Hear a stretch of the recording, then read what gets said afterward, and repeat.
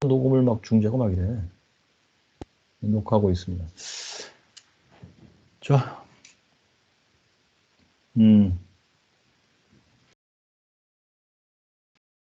과장 중 녹음 녹화 중단되었다. 모임 채팅 기록 녹음 찾을 수 있다. 넌 뭘? 자, 알았어. 자, 네. 자, 그럼 계속 읽어보겠어요. 234페이지. 자, 그렇게 하지 않으면, 즉, together with God 하지 않으면 하나님의 역사실을 중단하실 것이다. 하나님의 은혜의 섭리는 변함없이 다음과 같이 일반적인 규칙을 따라 시행됩니다. 그러니까 여기 이제 문장을 잘 보시면 하나님과 협력을 할 때, 자, 그러니까 하나님 50%하고 너가 50% 한다. 이런 뉘앙스가 전혀 아니에요. 동업한다 우리 이게 아니고 하나님이 역사를 중단하신다야. 그러니까 전권은 하나님이 쥐고 있는 거예요. 하나님이 역사를 계속할 수도 있고 중단해 버릴 수도 있고 이거야. 근데 하나님 뭘 보시느냐? 우리가 하나님과 함께 하고 있느냐예요. 다른 말로 하나님이 역사하시는데 우리가 잘 따라가고 있느냐예요. 그러면 계속 해주시고 역사를 그거 아니요? 그러면 중단해 버리고 이런 뉘앙스란 말이에요. 하나님이 전권을 쥔 사장님이시다 이런 느낌이에요. 동업자가 아니고 내가. 여기서 그러니까 핵심 예수가 강조하고 싶은 것은 중단할 수 있다는 얘기예요. 하나님이 역사에 중단할 수 있다. 그러니까 하나님의 역사니까 우리가 할 수 있다. 이렇게만 얘기해 놓으면 뭐 안심하고 그런가 봐. 구조적으로 그런가 봐. 이렇게 생각할까 봐. 두 번째는 하나님은 근데 역사하기를 확 갑자기 중단해 버릴 수도 있어. 그 점을 주목하라. 그 점을 주목하라 이거요. 그래서 일반적인 규칙이가 심지어 이것까지 소개했어요. 아까 읽었죠? 가진 자에게는 더하여 주시고, 즉 은혜를 하나님 주시고 잘 따라오는 자에게 은혜를 더해 주시고, 가지지 않은 자, 즉 웨슬리가 부언 설명하기 이미 주어진 은혜를 사용하지 않는 자, 2번을 게을리한다. 그러면 가졌던 은혜조차 하나님이 거두가 버린다. 떼앗아가신다. 이렇게 있어요. 자, 이 말씀은 그렇게 세계에 마땅하다. 심지어 이제 이 성경 규절이 뭐 여러 가지로 해석될 수 있겠고 이게 진짜 무슨 하나님이 은혜를 주신다 만다 뭐 이런 뜻이야?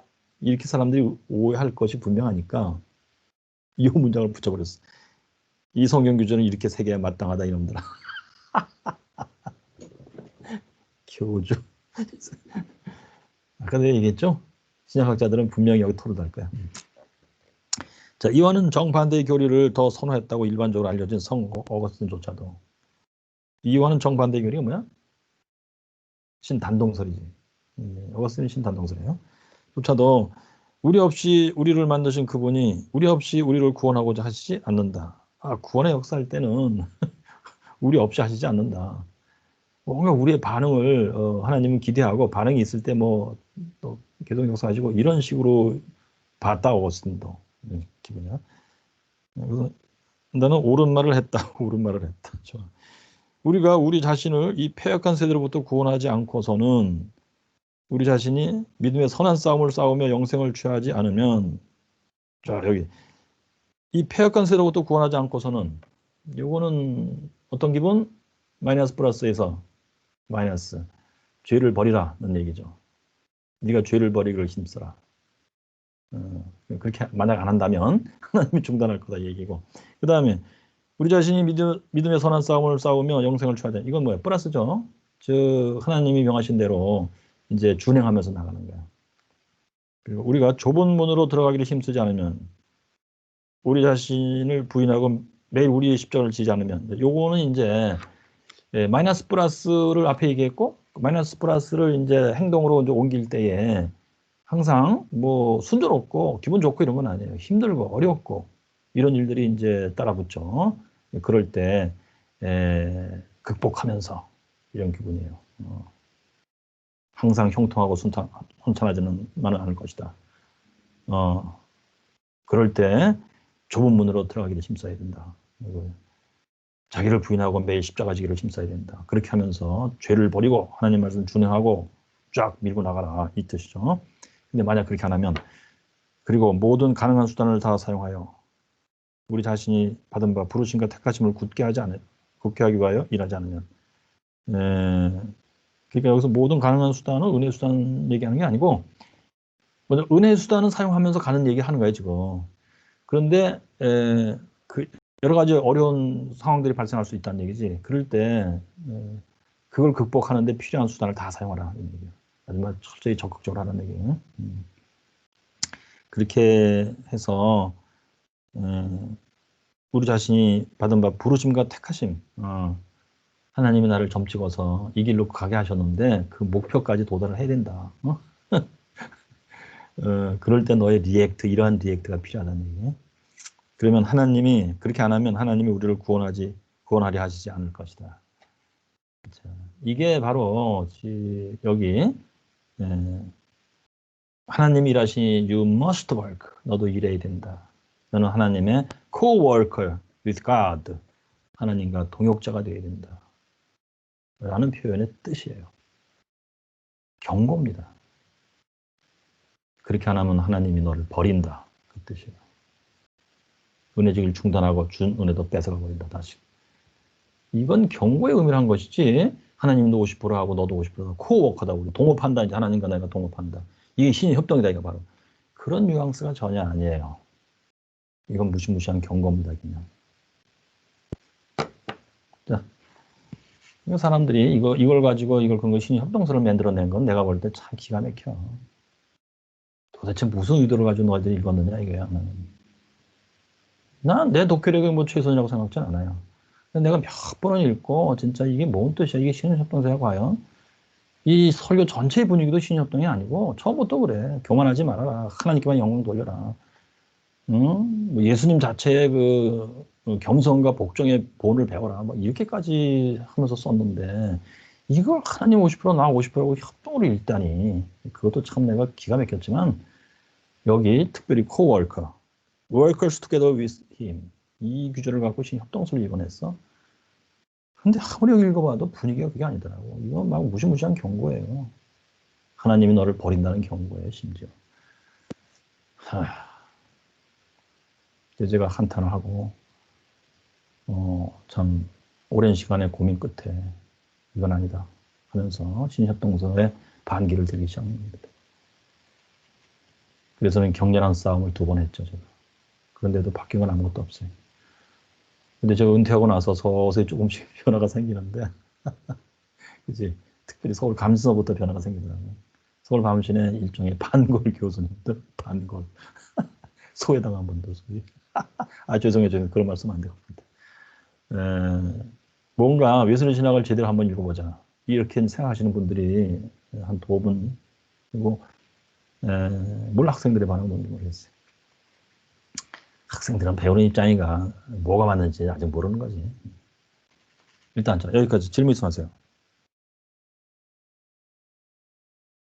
자, 없어요? 좋아. 8번. 그러므로 형제들아, 썩어질 고기를 위하여 일하지 말고 영원한 생명 이르기까지 지속되는 것을 위해 일하라. 이게 뭔 뜻일까? 이건 구원을 위해서 앞에 얘기한 법칙을 따라 이제 열심히 하라 이런 의미인데 왜 썩어질 고기가 왜 들어가? 이게 성경 규절이 있기 때문에 그렇군요. 자, 그 내 아버지께서 이제까지 일하시니 나도 일한다. 성경 규절 역시 이치는 같다는 얘기. 그리고 우리의 복되신 주님이 말씀하셨는데 좀 다른 의미로 이긴 하지만 우리 주님처럼 말하자. 하나님이 너희 안에서 여전히 일하고 계시다는 것을 생각하고 여기 뭔가 이제 권고야. 부드럽게 권고하기 시작했어요. 앞에서는 무섭게 하나님이 널 버릴 수 있어 막 그랬기 때문에 너희 안에서 여전히 일하고 계시다. 희망을 가져라. 힘을 내라 이 뜻이에요. 선을 행함에 있어서 피곤하지 말라. 너희를 앞서가시며 너희와 동행하시며 너희의 뒤를 따라가시는 하나님의 은혜를 힘입어. 요거는 이제 신흥수능서에서 1번을 묘사한 거예요. 그죠? 하나님이 먼저 일하신다는데 신흥수능서 1, 2, 3에 있어서 하나님의 역사는 다 있어요. 1번은 먼저 역사하는 거고 인간들이 뭐 달라고 구하지 않아도 또는 이제 회개의 다음부터는 이제 구하게 돼. 회개 은혜를 더 주세요. 할 수도 있고. 그런데 2번 단계에서도 하나님이 동행해야만 은혜의 수단을 내가 이제 쓰는 단계인데 하나님이 동행하고 의지하게 하고 힘을 주셔야 된다고 되어 있잖아요. 2번에도 하나님 역사는 따라 붙는 거예요. 계속 동행하는 거예요. 그게 하나님 은혜의 동행. 3번에서도 이건 하나님의 단독적인 이제 역사인데, 그때 하나님이 이제 뒤따라 가신다. 여기 너희와 동행하시며 너희의 뒤를 따라가시는. 뒤를 따라가시는 게 여기서 뒤따라가면 어슬렁어슬렁 보면 간다는 게 아니고, 너희들이 2번을 잘하면 하나님이 3번을 하신다. 드디어 뒤따라가시면 3번 한다. 근데 일단은 이제 하나님 자신이 하는 걸 묘사했어요. 그래서 1번이라고 볼 수 있어요. 일단은 신용수능설에서 1번 단계. 그리고 믿음의 일과 소망의 인내와 사랑의 수고 안에서 계속 전진하라. 이건 2번을 묘사했어요. 힘써 두려움과 떨림으로 구원을 이루라 그거예요. 견고하며 흔들리지 말라. 항상 주님의 일에 더욱 힘쓰는 자들이 되어라. 이거는 지속성을 의미했어요. 포기하지 말라. 끝까지 가라 이거. 자, 그러면 그리하면 양의 큰 목자이신 예수를 죽은 자들 가운데서 다시 이끌어내신 평강의 하나님. 모든 선한, 이건 이제 하나님의 역사를 묘사하죠. 모든 선한 일에서 너희를 온전케 하사 그의 뜻을 행하게 하시며 하나님 눈에 보시기에 기뻐하시는 것을 너희 안에서 예수를 통하여 행하여 이루시기를. 이게 이제 3번이에요. 드디어. 원하노라. 웨슬리 머릿속에서는 1, 2, 3의 그림이 확실하게 있었다. 여기서도 볼 수 있어요. 자, 여기까지. 질문 있으면 하세요.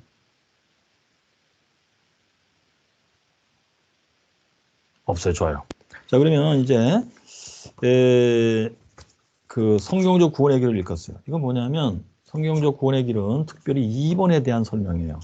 우리가 은혜의 수단을 사용하는 데 있어서 그 의미가 도대체 뭐냐 자세히 설명했어요. 5번 보겠어요. 5번 설교 성경적 구원의 길. 자, 1765년에 썼다 이렇게 돼 있어요. 앞에 6번을 언제 쓴 거야? 80 몇 년도에 썼지? 85년 맞아. 그러니까 우리 자신의 구원을 이 설교보다 20년 전에 쓴 거예요. 그리고 65년이라고 하면 그 메토디스트 집단들이 1759년부터 완전을 받는 일들이 활발히 일어난 그 단계인데 웨슬리 부흥운동의 후반기예요.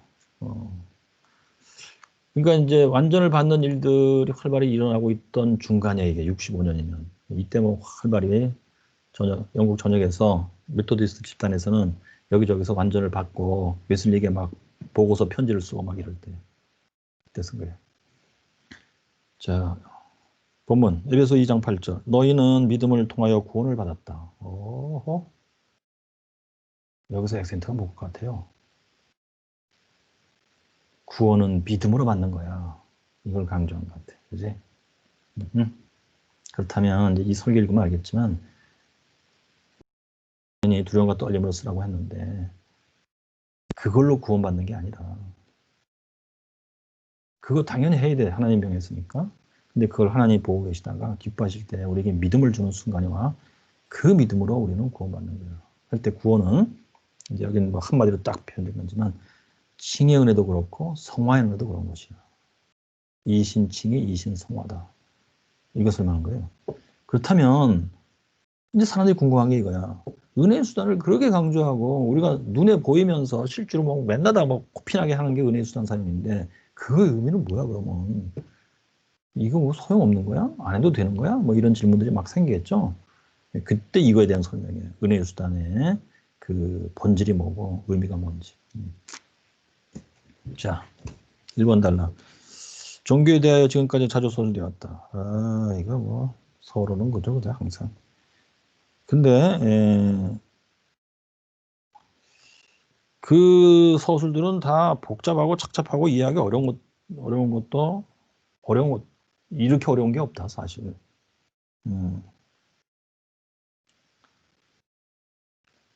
여기서는 이제 기독교 말고 일반 종교. 이거 뭐 불교도 그렇고 그렇잖아요, 그죠? 대단해. 뭐 전통도 깊고. 근데 어떤 의미에서는 기독교인의 종교에 있어서도 역시 그렇다.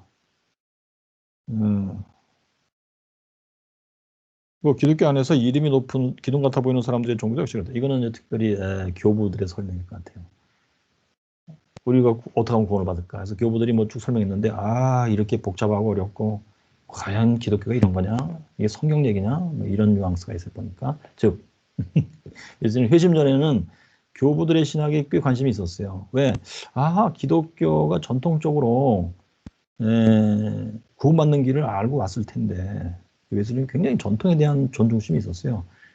그게 뭘까? 내가 뭘 몰라서 이런 걸지. 그걸 알면 내가 뭐가 될 텐데 했는데 회심 바로 얼마 전에 말하자면 미국에서 선교사 생활 실패로 끝나고 배 타고 오는 가운데 배 안에서 이제 일종의 반성문을 써요. 그랬을 때 나는 교부에 대한 기대가 있었다. 그리고 한때 열심히 공부했고 그걸 따르기도 했다. 그런데 지금 와서 생각해 보니 내가 오해하고 착한 게 많았다. 특별히 교부들이 어떤 룰을 정해요. 교리죠, 일종의. 구원의 길을 설명하는 거야. 그것을 정했을 때 그 정하면 그게 보편적인 진리인 줄 알았다. 뭐 시대와 장소를 초월해서 다 그렇게 믿고 따르면 되는 거야. 그렇게 나는 오해하고 따랐는데 나중에 보니까 이 지방의 교부들이 모여서 정했으면 그 지방에만 그 시대에만 타당했던 어떤 룰이었다 그게. 일반적 보편적 진리도 아닌 거야. 그랬을 때 윌슨이가 일종의 반성문이에요. 그러면서 교부들의 가르침을 따르는 것을 버려요, 사실. 그리고 오직 성경에만 나는 집착한다. 성경 얘기만 따르겠다. 이렇게 돼요. 이 얘기는 제가 왜 이렇게 자세히 하느냐. 그 웨슬리 신학을 이제 해석할 때 웨슬리가 교부 신학을 존중했다. 뭐 이런 걸 또 말하는 사람들이 꽤 있어요. 심지어는 그 동방정교회의 마카리오스인가 뭐 그 사람도 교부인데 그 사람의 설을 따라서 그리스도의 완전 사상을 만들었다. 서울 가면 어떤 교수님이 그렇게 주장하고 있고 그건 제가 볼 때는 천만의 말씀이에요. 웨슬리 자신이 내가 주장하는 그리스도의 완전은 그리스도의 가르침이다. 그러하니 또한 그리스도를 따르는 사도들의 가르침이다. 이렇게 주장하거든요, 명백히. 그럼에도 불구하고 왜 마카리오스를 공부하고 깨닫고 그리스도의 완전 사상을 완성하고 뭐 주장했다, 이 사람, 웨슬리가. 아, 이거 왜들 그러는지 몰라. 심심해서 그러는지. 아니면 박사 논문 쓰려면 할 수 없이 그러는 건지 모르겠어. 자, 그러면서 여기 쓰기를, 웨슬리가. 그러나 진정한 예수 그리스도의 종교는 어려운 게 아니다. 얼마나 이해하기 쉬우며 얼마나 평이하며 간단한가? 뭔 뜻이야 그게? 오직 믿음으로 구원받는다는 뜻이다. 예수님의 가르침은 그거예요. 만약 우리가 예수 그리스도의 종교를 하나님의 말씀에 서술된 그 본래의 모양 그대로 취하기만 한다면 이게 뭔 뜻이야? 하나님 말씀에 서술된 성경이에요. 성경을 제대로 정확히 읽었다면 그렇게 복잡하고 어려운 설명이 나올 수 없다. 이거지. 예수 그리스도의 종교는 이 세상에 현명하신 창조주요 섭리자이신 하나님에 의하여 현재 상태 인간의 약한 이해력과 좁은 소화 능력에 정확하게 맞춰진 것이다. 하나님 창조하신 인간이 상태가 뭔지 얼마나 잘 아실까. 복잡하게 얘기해봤자 알아듣지 못한다. 이 인간들은. 이력도 약하고 소화 능력도 없어. 그래서 하나님은 아주 쉽고도 평이하고도 간단하게 가르쳐줬다. 이 종교가 제시하는 목표와 그 목표에 도달하기 위한 필요 수단을 보더라도 이 사실을 알 수 있다. 한마디로 말하여 이 종교의 목표는 구원이고 이 구원을 이루는 수단은 믿음이다. 칭의와 성화에서 다 그렇다. 이거거든. 이 설교 읽어보세요. 구체적으로 나와. 그런데 왜 감리교에서는 칭의는 행함 없이 오직 믿음으로 칭의받고 그 다음에 성화는 행함으로써 성화하는 것이다. 이렇게 주구장창 주장하고 있는지 역시 나한테는 이해할 수 없는 미스테리였었어요. 근데 오랫동안 고민했어요. 그러니까 그들이 하는 해석과 즉 이신칭의 행위성화 그 주장과 내가 지금 이거 읽고 이해하는 거 완전히 다르기 때문에 내가 맞다면 그들이 다 틀린 거고 그들이 맞다면 나 혼자 틀린 거고 이거거든. 근데 제법 한동안 고민했다니까. 내가 바본가? 내가 뭔가 성격이 이상한가? 야, 이건 내가 고등학교 다닐 때 뭐 국어 못한다는 소리 못 들었는데 이거 왜 이렇지? 내가 교수 돼가지고 도른 거야? 머릿속에 바이러스 들어간 거야 혹시? 근데 이렇게까지 했었다니까요.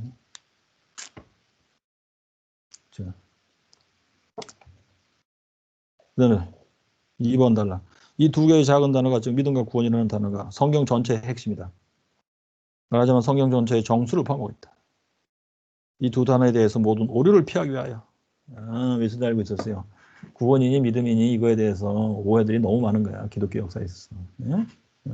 뭐 구원을 그렇게 어렵게 설명했다고 웨슬리가 불만했으니 이들은 구원도 오해하고 믿음도 오해했던 것이다. 아예 뭐 명상으로 구원을 받는다니 쓸데없는 소리 되고 그랬다. 자, 그래서 올바로 이해해보자 이거야. 1. 구원이란 무엇이냐? 2. 우리가 그로서 구원을 받는다는 그 믿음이 무엇이냐? 3. 우리는 그 믿음으로써 어떻게 구원받는다는 얘기냐? 오케이. 1번에 1. 제가 목소리조차가 달라졌어요. 할렐루야. 부흥사에 영임한 것. 아이 교수님 그러지 않아도 지금 정신 사나워 죽겠어요. 알았습니다. 겸손하게 하겠습니다. 자, 첫째로 구원이란 무엇이냐? 네. 여기서 말하는 구원은 여기 잘 읽어야 돼요, 여러분. 이 단어로서 보통 사람들이 이해하는 것, 즉 하늘로 가는 것, 영원한 행복으로 가는 것이 아니다. 여기서 말하는 구원은 우리 주님의 용어로는 아브라함의 품이라 표현하는 파라다이스로 영원히 가는 것을 말하는 것이 아니다. 즉 죽음이라는 저편 또는 흔히 말하듯이 다른 세상에 있는 복된 상태를 의미하는 것이 아니다. 여기까지 읽고 사람들이 거봐 웨슬리가 말하는 것은 죽은 후에 가는 뭐 그런 구원 말하는 게 아니야. 이 땅에서 우리가 어떻게 참다운 인생을 살고 이 지상에 하나님 나라를 건립하느냐 그 얘기다. 웨슬리가 말하는 구원은. 아휴, 고등학교 때 국어를 어떻게 배우는 건지 참. 웨슬리가 여기서 말하는 건 뭐예요 도대체? 조금 더 읽어봅시다. 자, 이 설교의 성경 본문 자체가 이 점을 의심의 여지 없이 분명하게 보여준다. 즉 너희는 구원받았다라고 되어 있다. 현재 완료야. 이 구원은 멀리 있는 무엇이 아니고 이 구원은 현재적인 거다. 하나님의 값없이 주시는 자비를 통해 지금 너희가 소유하고 있는 그 복이야. 그 구원이야. 오히려 이 문장은 너희는 이미 구원받았다라고 번역할 수 있다. 또 그렇게 번역했을 때 동일하게 합당하다. 이렇게 번역해도 된다. 성경 규정. 이미 너희는 구원받았다. 이렇게. 너희는 믿음으로써 이미 구원받았다. 이렇게. 여기서 말하는 구원은 은혜가 영혼 안에 처음 동토하는 것에서부터 시작하여 이 구원이 영광 안에서 완성될 때까지 하나님의 역사 전체를 의미하는 것이다. 그러면 좋아. 뭐 하늘로 가는 거 위에 있지? 하늘로 가는 거 영원한 행복으로 가는 것이 아니다. 아브라함의 품 파라다이스로 영원히 가는 걸 말하는 것이 아니다. 그럼 그거는 다 제외하는 거야? 부인하는 거야? 응? 구원은 아브라함 품 가는 거 아니야. 파라다이스 가는 거 이런 뜻이에요? 뭐예요?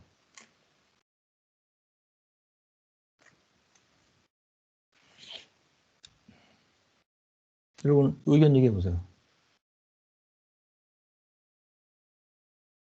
가만있어. 듣고 있어요? 듣고 있으면 이해해 보세요. 네. 그래요? 교수님. 재밌어요? 재미없어요? 재밌게 해주시고 재밌어요. 잘 듣고 있습니다. 그냥 빨리 끝났으면 좋겠어요? 있습니다. 그래요. 다들 대답도 안 하고 그러고 있어. 나 목회 그만할래. 나 목회. 이 교회 닫을래. 목회가 재미없어. 죄송해요. 웃긴다. 전도사가 이러면 전 난리 나지, 그지?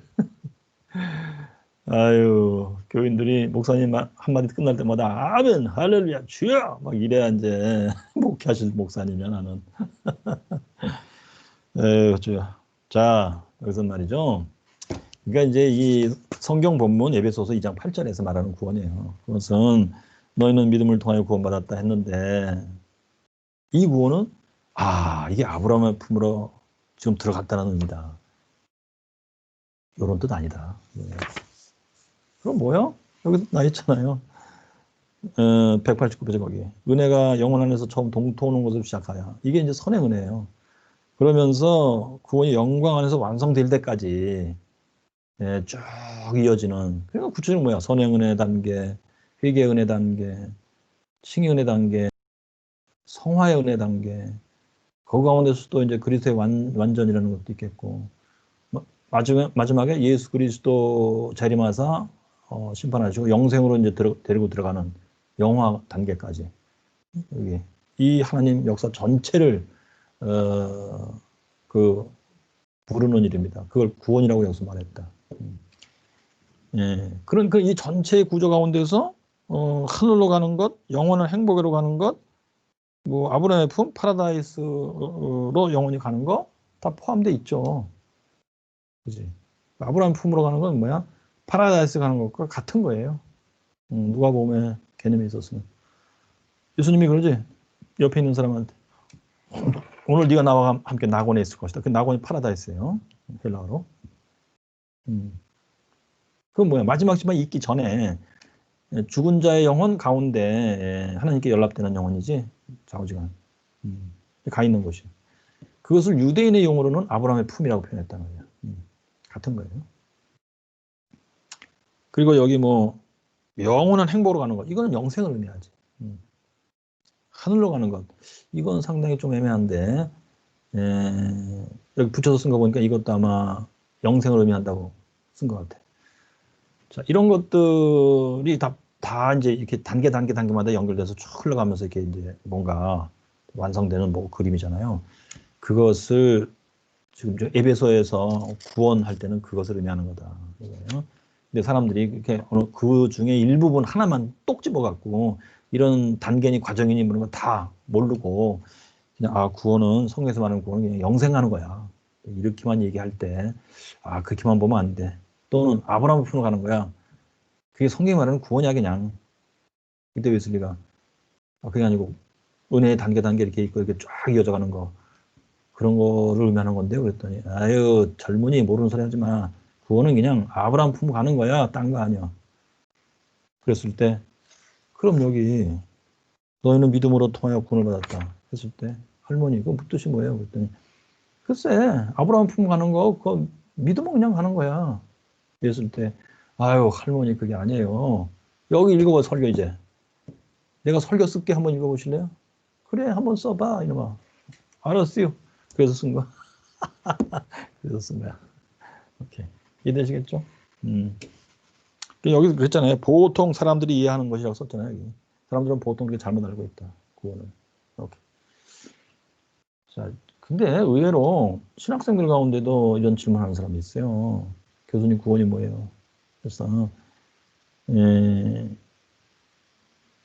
예수가 말한 것처럼 이렇게 선행은에서부터 회개은혜, 칭의은혜, 성화은혜 쫙 나와요. 그리스도 사람이 믿다가 이제 죽어서 그러면 일단 아브라함의 품 있고 파라다이스에 가 있다가 그 후에 이제 어느 때 예수님이 재림했어. 그러면 다시 다 부활해서 심판받고 일부는 영생으로 가고 일부는 영벌로 가고 그렇게 해서 다 마무리되는 거다. 이게 그 전체를 구원이라고 부르는 경우가 있다. 성경에서 이 경우는 그거다. 메시지는 적어도 그렇게 봤다. 이렇게 설명해 주는 거죠.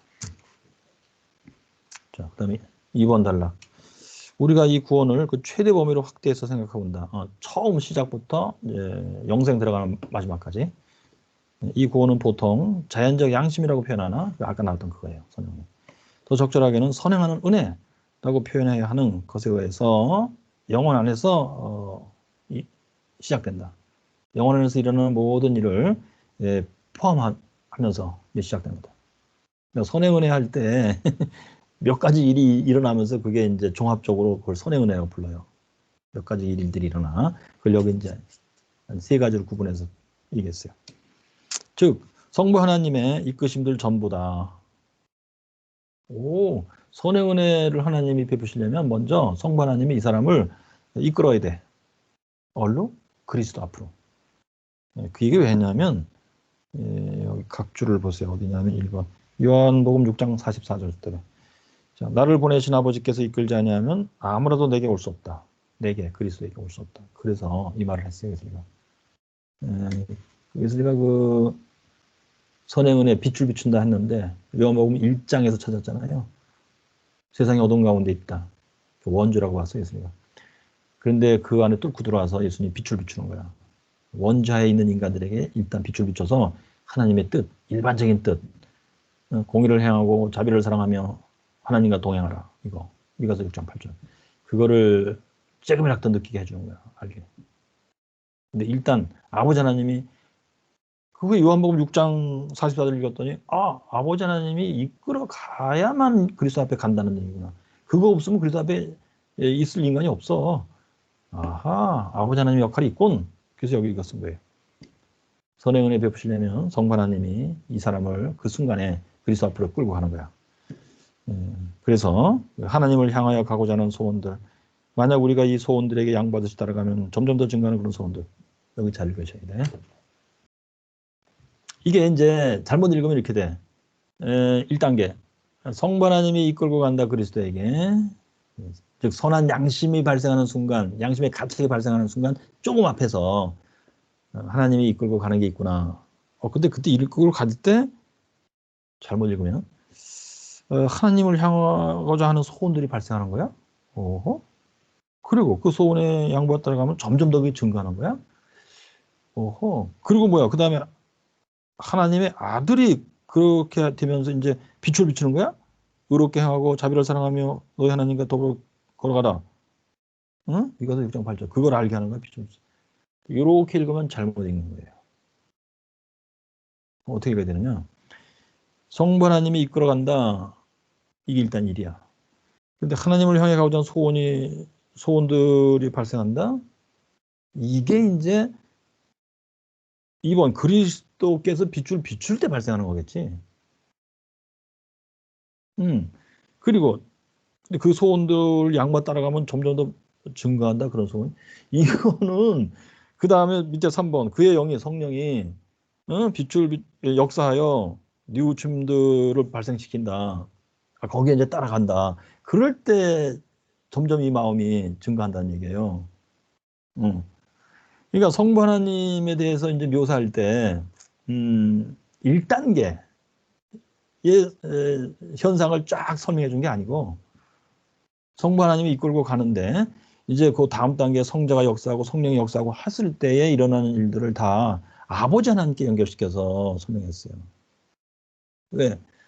성자가 빛을 비추는 것도 아버지의 뜻을 알게 만드는 거야. 그리고 성령이 기름차게 있을 때도 아버지의 그 이끌어가는 의도에 순종하여 가라고 역사해 주는 거예요. 그래서 성부 하나님을 이제 이렇게 설명할 때 두 번째, 세 번째 얘기를 그냥 한꺼번에 확 갖다 붙여버린 거예요. 이런 사연을 파악을 못하시면 엉뚱하게 이렇게 돼. 그러니까 역시 독해력이 이것도 좀 뭐 이해하셨으리라고 보고. 그 다음에 둘째.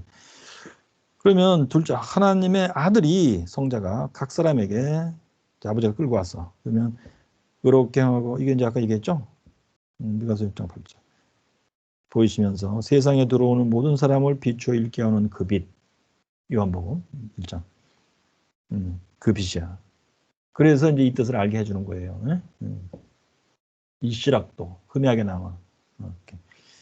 그 다음에 그의 영은 이제 His Spirit 하는데 이거 잘 보셔야 돼요. His는 여기서 He는 그리스도예요.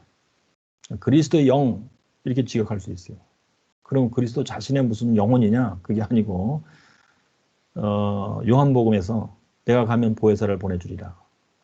그렇게 하셨는데 진짜 보내주셨다. 야. 성령님이 임하셔. 그럼 그 성령을 보낼 때 그리스도의 영이시다. 이렇게 부르는 거예요. 그리스도가 약속하고 보내주겠다 약속했던 그 영이 임하셨구나. He is Spirit. 이렇게 하는 거예요. 그의 영은 그래서 성령이에요. 이해되세요? 이게 이제 신학에서 자주 사실 옛날부터 전통적으로 쓰이던 용법이에요. 그의 영이 때때로 모든 사람의 각 개인 안에서 역사여 일으키는 뉘우침들 전부를 의미한다. 특별히 양심의 가책을 여기서 강조했어요. 물론 일반적으로 사람들은 이런 뉘우침들을 가능한 한 빨리 질식시키며 여기서 이제 그 선행은혜 받은 인간들의 반응을 묘사했어요. 대개는 빨리 질식시킨다. 이게 뭐 양심의 가책? 뭐 괜찮요 이런 거. 한동안 후에는 잊어버린다. 심지어 하나님의 선행 역사를 했다는 자체를 다 잊어버려. 그 기억도 잘 안 나. 또는 기껏해야 그런 뉘우침도 가졌던 적이 있었던 사실 자체를 부인한다. 그런 적 나 없었는데 이렇게 할 수 있다. 이거 뭐 그 기억이 안 나서 부인할 수도 있지만 의도적으로 부인할 수도 있다. 하나님의 역사 자체 아주 싹 깡그리 무시하는 것이 보통 인간의 반응이다. 이 뜻이에요. 자, 그러니 이렇게 선의 은혜를 설명했단 말이야, 웨슬리가. 그런데 뭐 이것을 모든 인간에게 하나님의 선의 은혜를 베풀어서 사실 뭐 이성이니 양심이니 자유의지니 또 뭐야 종교성이니 하는 것이 이렇게 딱 발생해가지고 그거 없는 인간이 없다. 항시적으로 있다. 이 인간들은 자우적. 인간이라고 생겨서 항시적으로 있다. 이게 선의 은혜다. 뭐 이렇게 설명하는데 그 설명은 웨슬리가 여기서 묘사한 그림과 전혀 안 맞아요. 그림 자체가 달라. 그러면 그렇게 뭐 이성 양심 어쩌고저쩌고 그 인간이 있다. 그 얘기는 자유주의 신학을 읽으면은 빠짐없이 나오는 설명이에요. 자유주의 신학은 일단 인간을 그렇게 봐요. 또 선행이라는 단어를 사용하지도 않아. 자유주의는 원래. 하나님이 원래 그렇게 만들었다는 거야.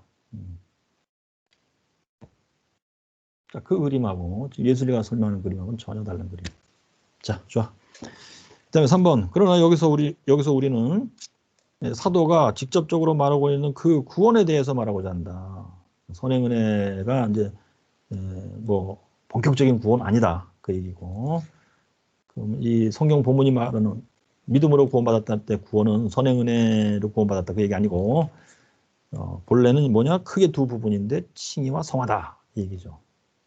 오케이. 그러면 칭의와 성화를 이 구원은 칭의와 성화라고 그랬지? 그걸 수학 공식에서 대입하듯이 대입해 보세요. 이 본문에 에베소 2장 8절에 이렇게 되게 너희는 믿음을 통하여 칭의와 성화를 받았다. 이렇게 읽게 되겠죠. 그러니까 칭의도 믿음으로 성화도 믿음으로 이런 뜻이다. 근데 어떻게 행함으로 성화를 한다고 주장하는 거야 도대체가.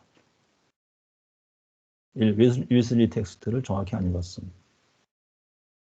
성급하게 본인들이 읽고 싶은 내용들을 막 집어넣어서 읽었음. 해피 왜 행함으로 성화한다고 그렇게 강조하고 싶었던 거야 도대체 이 사람들은.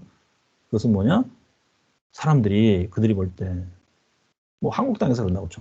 외국도 그런데 행함 없이 믿음으로 칭의받았다, 중생했다, 구원받았다. 뭐 그건 좋다. 성경이 뭐 대단히 강조하니까. 그러고선 가만히들 앉아 있더라. 소위 크리스천으로서 열심히 의롭고 거룩하게 선하게 행하고 사는 것이 부족하더라.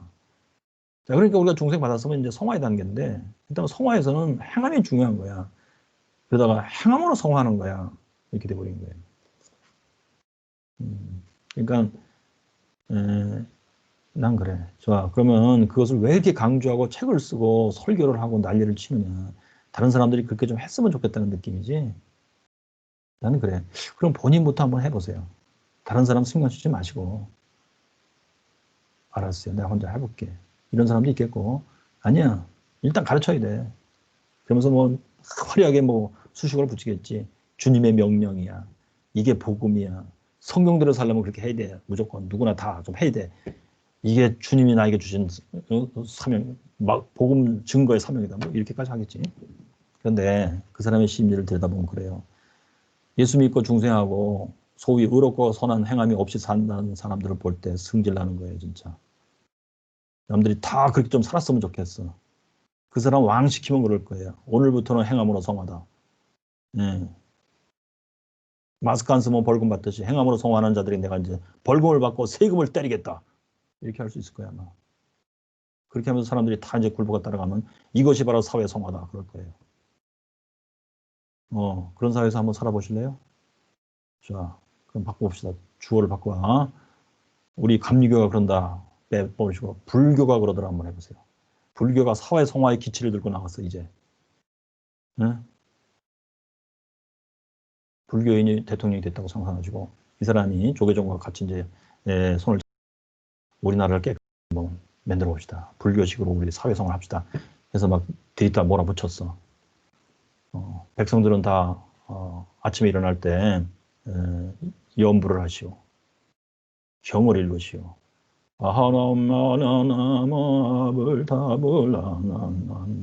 이거 안 하면 내가 벌금 받겠다. 세금 때리겠다. 이러고서요. 사람들이 무서워서 다 그렇게 했어. 그랬더니 우리가 성화되었다. 사회 성화되었다. 이렇게 합시다. 불교가 사회 성화가 중요하다. 불교의 가르침은 사회 성화다. 그럼 여러분들 기분 어떻겠어요? 오싹하실 거예요. 되게 재수없을 거예요. 근데 기독교가 감리교가 말하는 사회성화는 기분 좋으세요? 공감 능력이 떨어지는 사람들이야. 다른 사람들 기분이 아니 그것은 염두에도 없어. 아니 성경이 말하는데 어떻게 해? 그래요? 성경을 자세히 봅시다. 당신들이 의미하는 사회성화가 들어있는지.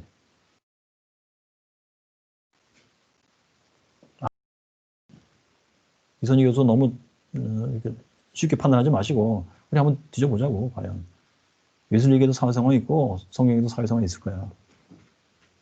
그래요. 한번 해봅시다. 나는 이제 힘 빠져서 못해야. 자전거 타야 되고 여러분들이 하세요. 적어도 나는 결론 내렸어요. 사회성화는 대단히 재수없는 단어다. 사회라는 걸 생각해 보세요. 다양한 개인들, 집단들이 모여서 사는 거예요. 그래서 결국 민주주의로 살자가 돼버렸어요. 왕이 통치하는 것도 너무 진짜 골아퍼, 싫고 자유로운 사회가 아니에요. 태국 보세요. 왕 물러나라고 데모하는 거. 그 다음에 영국 보세요. 왕 인정을 하는데 조용히 있으라 이거예요. 제발 좀. 그래서 민주주의 하는데 민주주의도 골치 아파요. 보세요 지금. 어느 한 집단이 말이지 막 뭘 켜서 표를 줘버렸다. 40%만 줘도 대통령 되기 쉬워. 그 나머지 60%는 막 다 흩어져서 표를 주니까. 60%가 원찮는 자가 대통령이 돼가지고 자기들의 이념에 따라서 자기들의 입맛에 따라서 막 주물르고 막 그런다고. 지금 우리 상황이 그거예요 바로. 그럼에도 불구하고 민주주의보다 더 나은 제도가 또 없어. 그런 가운데 감리교단이 등장해가지고 사회성화 합시다 하고 어떤 대통령이 진짜 뭐 감리교회냐 그래가지고 사회성화 감리교단이 외치는 대로 한번 싹 다 해보자. 안 따라오는 자들은 진짜 어떻게 해서든지 제재를 가하고 뭐 진짜 우리 목표를 이뤄보자 한다고 쳐보세요. 응? 다른 뭐 장로교 또는 뭐요 로마 가톨릭 불교인들이 기뻐할까? 좋다고 할까? 우리 거룩해졌다 진짜 좋다 이럴까요? 진짜 못 살겠다 진짜 이게 뭐 하는 짓이냐 이럴 겁니다 분명히. 사회라는 것은 복잡다단하고 가지각색 인간들이 모여 살고 그런 가운데 우리는 어떻게 하면 평화롭게 살까? 그런 가운데 우리는 어떻게 인간답게 살까? 그런 가운데 우리는 어떻게 하나님 명한대로 서로 사랑하면서 살 수 있을까? 이걸 연구해야 되겠죠. 사회 성화라고. 내 눈에 보기에 사람들이 다 거룩해지면 기분 좋겠다는 얘기겠죠. 네가 말하는 거룩이 도대체 뭔가? 네가 원하는 대로 내가 살아주면 되겠지. 네가 원하는 대로 내가 산다는 거. 내 인생은 도대체 뭐야 그렇다면. 아니, 기자님께서 왜 그러세요? 괜히 승질내고. 아유, 죄송해요.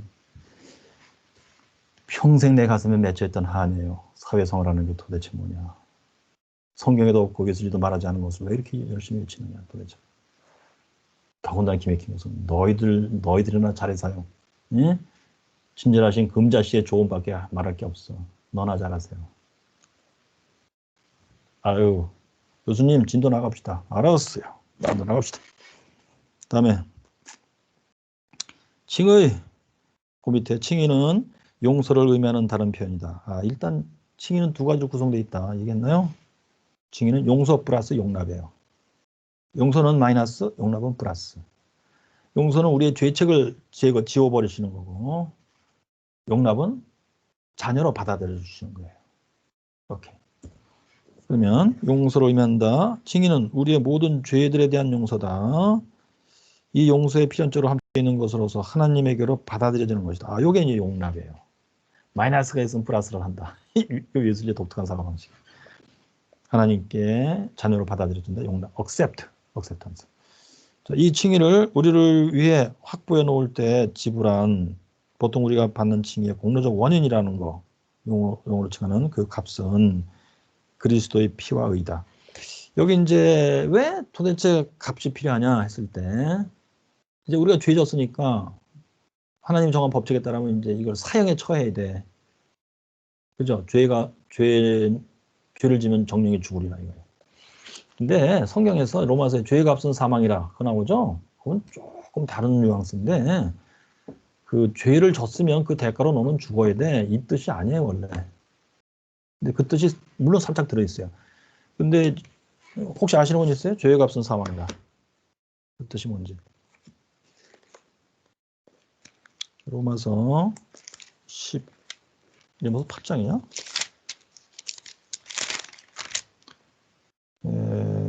아니고 3,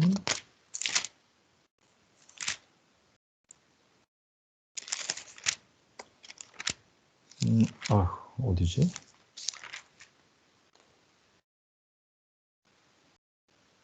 아, 6장이다, 6장.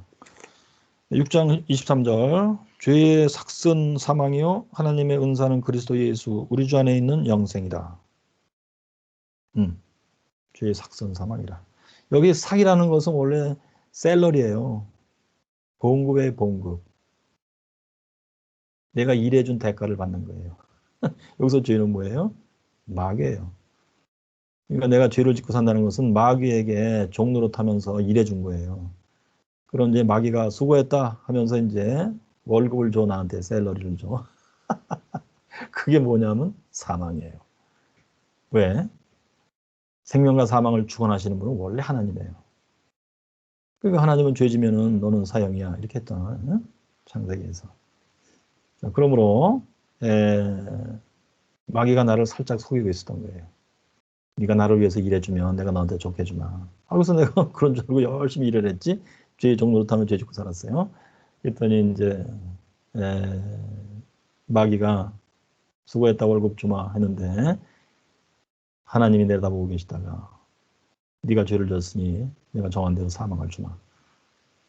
사망을 받았어요. 내가. 그랬더니 죄가 그러는 거예요. 그게 내가 주는 월급이었어 그게. 오케이. 그래서 마귀는 사이코패스야. 속임수를 기가 막히게 나한테 베풀었고 나를 자기 의도대로 매니플레이션 했던 거예요. 자, 그 뜻이에요 원래 이게. 근데 이제 여기 대꾸를 달았는데 하나님의 은사는 일한 대가가 아니고 선물이에요. 선물. 하나님은 내가 열심히 하나님이 조금 일해 주소서 드렸더니 참 대가를 주셨다. 그게 아니고 하나님은 값없는 선물로 내가 일을 한 게 없을지라도 소위 선물로 주시기를 생명을 나에게 그것도 영원한 생명을 극단적으로 영원한 생명을 나에게 선물로 주시리라. 기가 막힌 대꾸를 맺는 겁니다. 자, 그래서 여기 이제 그러면 이제 내가 죄진 것에 대한 대가를 치러야 되는데 그건 죽음이란 말이야. 그렇다면 내가 용서를 받으려면 칭의를 받으려면 이 죽음의 문제를 해결해야 되겠죠. 그 죽음을 그리스도가 대신 죽으셨다는 얘기지. 그래서 그리스도의 피 그리고 의다. 근데 왜 피만 쓰지 않고 대신 죽은 것만 얘기하고 의까지 썼죠? 혹시 아시는 분? 일단 피는 이제 내가 죽을 거를 예수님이 대신 죽어서 지워버린 거예요. 이게 마이너스예요. 의라는 것은 그렇다면 플러스예요. 오케이? 자, 그럼 이겁니다. 죄인인 나를 놓고 하나님이 일단 그리스도의 피를 근거로 해서 죄책을 다 지워버렸어. 그러면은 이제 나라는 존재의 속은 텅 비게 된 거예요. 하나님이 그걸 의롭다고 칭하진 않아요. 빈 공간을. 거기다가 원래 있었어야 될 의. 내 자신이 의롭게 살았어야 돼. 맞지? 플러스야. 플러스 인생을 살았어야 돼. 근데 그게 없단 말이야. 그래서 그리스도의 의를 대신 집어넣고 채워넣는 거예요. 그걸 의의 전가라고 부르지. 그리스도의 전가. 실제로 그리스도의 의가 내 안에 들어와서 막 내 속을 의로 막 채워버리는 건 아니에요. 아버지 하나님이 그렇게 간주하고 보신다는 거야. 그게 임퓨트예요. 임퓨테이션. 그렇게 되면 아무튼 하나님 눈으로 보실 땐 내 속에 이제 의로 채워진 거야. 그럴 때 하나님이 칭의하시는 거예요. 너는 의롭다라고 내가 선언한다. 그 얘기요. 그럼 그걸로 다 끝나버리는 거예요? 그렇다면 실질적으로는 내 속은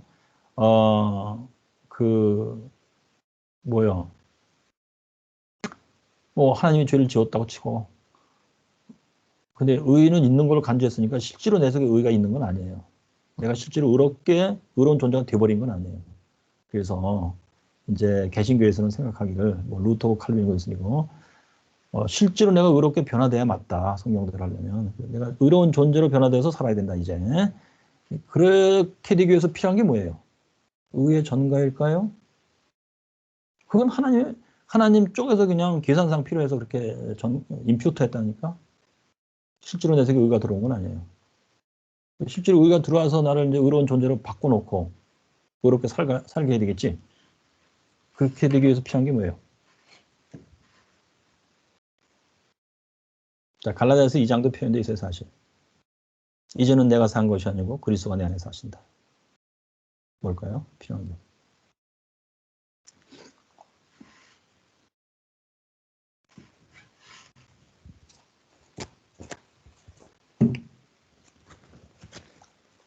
시간이 지났나 봐. 이것만 설명하고 끝내야 되겠어요.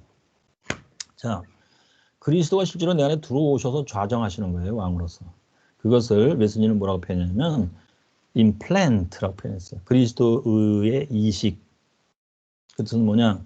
그리스도의 의를 조금씩 나눠서 내게 이제 집어넣는 게 아니고 그게 카톨릭의 개념이에요, 원래.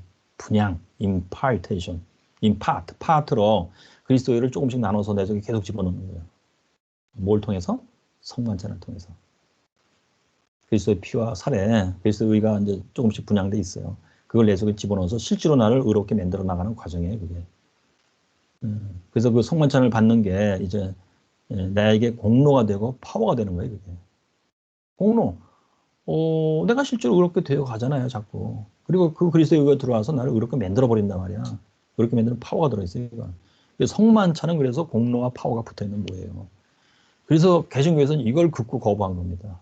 그래서 우리가 행하는 은혜 수단 사용도 no power, no merit, no power를 그렇게 강조한 겁니다. 웨슬리도 그걸 강조한 거고, 응? 루터 칼빈이 다 그걸 강조한 거예요. 응? 자, 그 대신 개신교가 생각한 건 뭐냐? 그리스도가 내 안에 사신다. 이거. 그래서 치기 중생 받는 순간에 그리스도의 의가 내 속에 이식돼 버리는 거예요. 통째로. 그것은 의미하기를 그리스도가 직접 내 안에 들어와 왕으로 좌정하신다는 뜻이에요. 그리고 그래서 나는 산 것이 아니다. 이제는 그리스도가 내 안에 산 거다. 이렇게 표현했고, 그 뜻은 그리스도가 이제 왕으로 나를 통치하는 거 실제로. 그것이 내가 실제로 의롭게 되는 존재로 중생한 거예요. 그래서 그리스도의 의가 내게 이식되었습니다. 그것은 내가 중생하였나이다. 이 말과 같은 말이고, 그 이후로 이제 살아가는 것은 그리스도가 나를 왕으로 통치하여 살아가는 거예요. 나는 그 밑에 통치를 받는 자라서 따라가고 사는 거예요. 그런데 오늘날 감리교에서도 여전히 또한 이신칭의도 중요하지만 그건 임퓨테이션이다. 그리스도의 임퓨테이션이다. 내가 실제로 변화되는 게 필요하다. 그러면서 임파테이션은 단어를 써요. 그리스도의 의와 분양을 받아야 된다. 그래서 그것은 꽤나 실제로 내가 거룩하게 변화되고 살아가는 거야. 그래서 굉장히 중요한 걸 잘 얘기하는 것처럼 또 주장하고 있는데 그게 카톨릭의 개념이에요. 분양. 웨슬리는 분양이라는 말 절대로 안 썼어요. 사람들이 하도 그거 주장해서 내가 뒤져봤다니까. 웨슬리 그걸 다 뒤져봤어. 그랬더니 임파테이션 없어요. 있는 게 임퓨테이션이에요. 임플란트. 그리스도의 의의 이식. 자, 여기까지 하겠습니다. 자, 출석을 남기시고요. 출석을 남기시고 여기까지 하겠습니다. 네, 감사합니다. 수고하셨습니다. 감사합니다. 감사합니다.